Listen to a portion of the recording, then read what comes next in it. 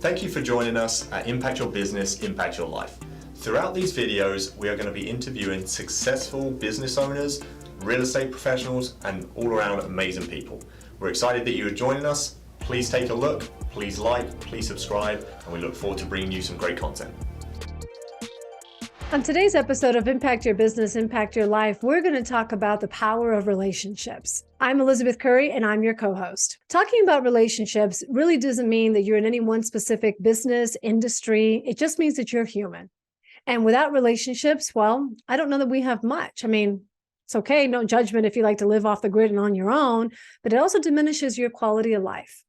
And in our world, when relationships are just so important, I want to share some tactics today on how you can be, whatever industry you are in, how you can be social without selling, how you can be in relationships and rapport without always making people aware that you are in some form of fashion of sales. And whether you are a dentist, an attorney, a real estate agent, or even a person that helps you at the counter at a cell phone store, you are still in the relationship building business. And relationship building allows people to feel that they have been heard. Relationship building also allows people to feel that they are actually an active part of this community, an active part of society. And yet sometimes we think that because we're in a version of sales, that we have to sell people on things. Well, here's a great thing. Humans are not products. And so you can't really sell people on yourself. You have to be authentic. You have to be willing to engage. And in order for you to be authentic and willing to engage, it means people also have to know where your heart lies and where you're at. So I want to tell some stories today and share some experiences around how can you sell, regardless of the industry, without actively selling. The first element to this is asking questions, because selling is not telling. I could tell you on this podcast that you should buy this water bottle. I would recommend a journal. I can tell you you should buy a specific brand. I can tell you all sorts of things. And at the end of the day, unless you know me and you have a relationship with me to know that what I am bringing you has some authenticity to it, I would just be another infomercial out there. I would just be an ad running around on your screen. So selling is not telling. Selling is asking enough questions to find out if that person is even in the market for whatever it is that they are looking for. What is that product? What is that thing? Because telling you something is not enough. Now, granted, I'm a shopper, I'm a consumer, so are you. And you could be out in places like, I don't know, Target, Amazon, and you could be scrolling or you could be rolling through the store and you may think to yourself, oh man, that looks really nice. Or I didn't know I needed that. That is a level of consumer shopping that is purely based on attraction. What we're talking about today is the need for something, and you may not know how to quite get around it. So in our world, we're in the real estate industry. And in the real estate industry right now, there is no selling with telling, because even if I told you you had to make a move, would you want to make a move? Would you consider making a move? Or what has to happen in order for you to consider making that move? And so me calling you and telling you that it was time to make a move doesn't make a whole lot of sense. So instead, I would prefer to ask you some questions. Now, I want to challenge all of you that are listening to this that are in some form of a sales position, that when you ask questions of folks, first of all, you're building that rapport and that relationship. And quite directly speaking, you should also care about the people that you're working with. And so I've never met a client that I haven't wanted to genuinely help out for one reason or another. When you think about selling is not telling, selling is asking questions, I also want to learn what would be the best options for you. Because even if I did call you and say to you, it's time to make a move, how do I know that you're financially in a position where you can? How do I know that you don't have something going on around life circumstances? Maybe you've received a diagnosis. Maybe there's something going on in your world that is going to prevent you from making a move. So when you think about telling someone something, now I go back to the rapport piece and the relationship part of this. If I were to call one of my close colleagues and friends and say, you need to try this. There's this great shampoo. You need to try this. First of all, I know my colleagues and friends enough to tell that they would say to me, why do you think I should try this? So first things first, they're going to ask me some questions. It's not enough that you sell something. It's not a product. I'm a child of the 90s, and I remember having these commercials on like the Flex hose, right? This is what you want because that way your hose won't crimple and get all twisted on you. I remember the days of infomercials that sold you on a product that most of the time you didn't need, or if it was that product that you used once every so often.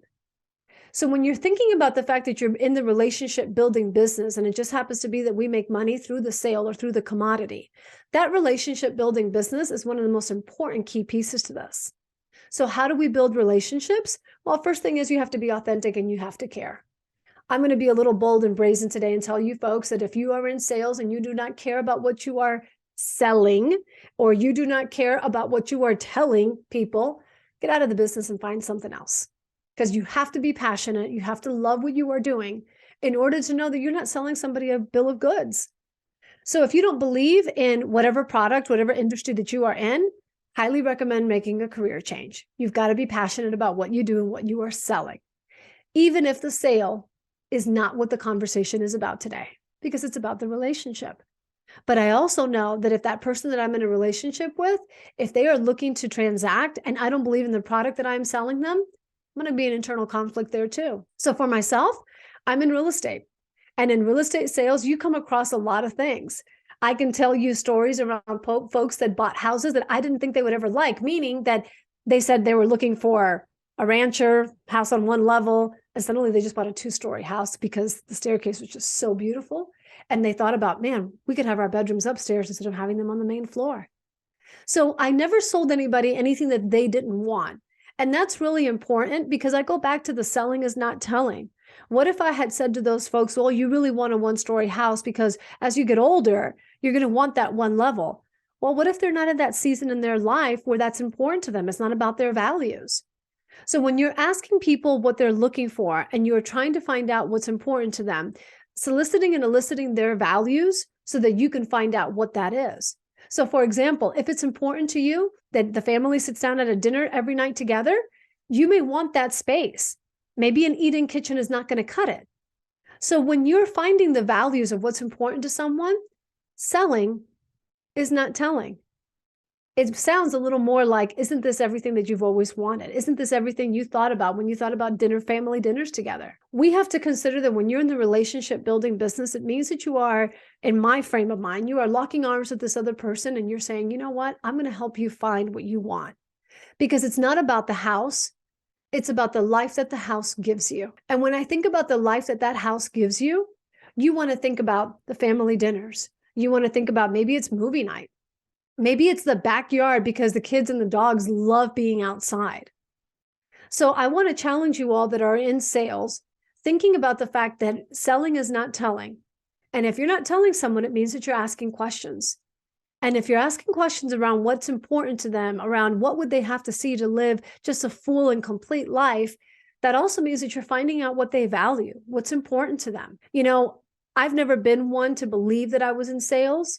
And I say that because academically, I've always been a student. I've always been inclined to help people out. And the idea of selling, of being a salesperson, never really sat with me. And it didn't take very long for me to realize that I wasn't going to be a salesperson and sell you on something that you didn't need, but I was going to find out what's important to you. What are the things that you value? And based on what's important to you and on what you value, what does this mean for where you live? Do you live near the shops? Do you live near schools because that's the lifestyle that you want? Or do you want to live more off the grid and have a little more space to yourself because you value peace and quiet? We'd like to take this moment to thank one of our partners, Integrity First Mortgages. If you have any mortgage needs, you're looking to buy, potentially refinance, please reach out to us. We would love to have a conversation with you and see how we can help you with your needs. Now let's get back to the episode. For those of you that are listening that are consumers versus being someone that's in sales, I want to encourage you, lock arms with the people that are asking you the questions so that they can help you find what's important to you. A house is not just a house. A house is about the lifestyle that that house gives you. What does a different floor plan mean for you? For example, if you've got younger kiddos, maybe you do want that open concept so that you can have a more fluid day-to-day in and out, right? I'm a homeschool mom back in the day. I know what it was like to have a dedicated space where the kids weren't distracted. So the opposite of an open floor plan. I needed a classroom type setting and I needed to make sure that I had the space in the room to do it. I think about folks and their hobbies. One of my favorite things to tell people when they live in a house, that a house doesn't necessarily need to be about number of bedrooms or number of square footage. A house is meant for you to live in it the way that you want to live in it. For example, this room that I am in today, this is my home office. However, person before me, it was a bedroom. So living in your home based on the lifestyle that you have means all the things, all the warm and fuzzies when you think about what makes you happy. Think about your hobbies. I go back to, there was a gentleman that I knew that loved trains. So for him, a bedroom wasn't a bedroom. For him, a bedroom was a place where he could display his trains and put out his entire setup, right? So when you're thinking about what lifestyle you have, I want you to consider, on the sales side, as a salesperson, are you finding out what that is for those people that you represent and those people that you support? Are you learning those values? And then on the consumer side, is the house that you're in right now giving you that lifestyle? Do you wake up in the morning excited about the space that you live in? What is it that you are missing that maybe you don't have in that space? What lifestyle are you looking for that you just need to find the house to match it? Here's some things that I want you to consider. Values in this country continue to just rise up, home values. And yes, we may fluctuate depending upon a specific geographic area, in the United States. You may see a flux of a 1% or 3% up and down. It swings, but it's not going to swing like a hockey stick. So if you're a consumer listening to this podcast and you're wondering about real estate and if it's the right time for you, first of all, get in touch with us. We have a network of folks all across the country that can help you talk about what's happening in your zip code. But I really want you guys to hear something. And now I'm going to speak from my heart with a little bit of passion. So if you have me turned up, you might want to turn me down just a little bit. Home ownership is one of the most beautiful things that you can do in this world. My father died very young in his early 50s, and he died not being a real estate owner, not a homeowner at all. And it felt like there was something there that was a void. I think about the fact that, first off, he never had something to call his own, which also meant that he didn't have anything to leave his legacy, leave his grandkids. I think about what real estate cost. My father-in-law back in the day purchased a house for $12,000 in a beautiful town in southern Colorado. Wish he would have held on to it, by the way, right? Look at today's values. Properties that were worth, now granted, the price of eggs was different, the price of milk is different, economy, I understand. But I want you guys to really hear the fact that if you are letting interest rates hold you back from making a purchase, that is the wrong thing that should be holding you back. Because real estate is still one of the best commodities to invest in. It's one of the best things to own, and it has so much power. In this economy where we're still dealing with inflation and cost of living is still a challenge. I went out to eat this weekend. Did you? Right? When that's still a challenge, we have to recognize that the best piggy bank that we have is real estate. When you own real estate, it is a piggy bank that you don't have to contribute to. You just have to live in it. We cannot save our way to the next property. We cannot save our way into our first home. You've got to figure out how to make your money work for you. So if you're thinking about, I'm going to switch a little gears on you here. If you're a first-time home buyer and you're saving your way through your home, absolutely, that's what you're going to do. But I want you to think about the fact that that first home that you're about to buy, that is not going to be your forever home. I promise you. I thought my first home was my forever home, and life had different plans for me, right? I want you to consider that vehicle, instead of thinking of it as your first home, that is actually your first investment on your way to your forever home. So find something that you can put a little elbow grease into it. Find something that is a lot more affordable, that if you hold on to, it will allow it to be a catalyst and play a role getting you into your forever home. That's what I mean when I say you can't save your way into your forever home because life is too expensive. I want to encourage you that if you are in maybe that mid-season of your life, or maybe kiddos are still in school, if you've got kiddos, and if you don't have kiddos, maybe you're still in that bachelor pad, right? Or bachelorette pad for that matter. How can you take that commodity, let it serve you something, and go move up?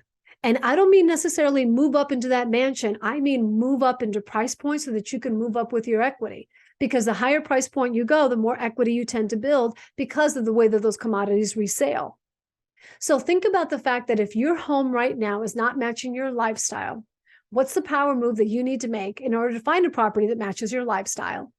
And if you don't know what any of this means to you, I want to highly encourage you to private message us and let us find you a professional in our network across the country to help you decipher what is best for you.